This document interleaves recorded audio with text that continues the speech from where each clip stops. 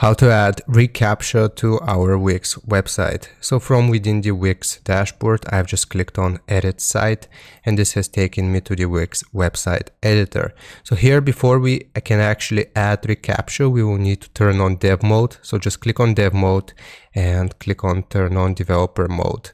So we can now minimize this, and we can just click on here, and we want to use the search tool to search for reCAPTCHA. Now, it wouldn't allow us to use this before we actually enabled dev mode. So right here, I'm just going to click on reCAPTCHA, and you should be able to see this. reCAPTCHA, I'm not a robot, and all we have to do is drag and drop it onto our Wix website here. And now, as you can see, we have successfully added reCAPTCHA to our Wix website, and we just want to turn off dev mode. So I'm just going to hover over dev mode and turn off developer mode. And now, as you can see, we have successfully added reCAPTCHA to our Wix website. So I hope this helps you out. Leave a like and sub, and I'll see you next time.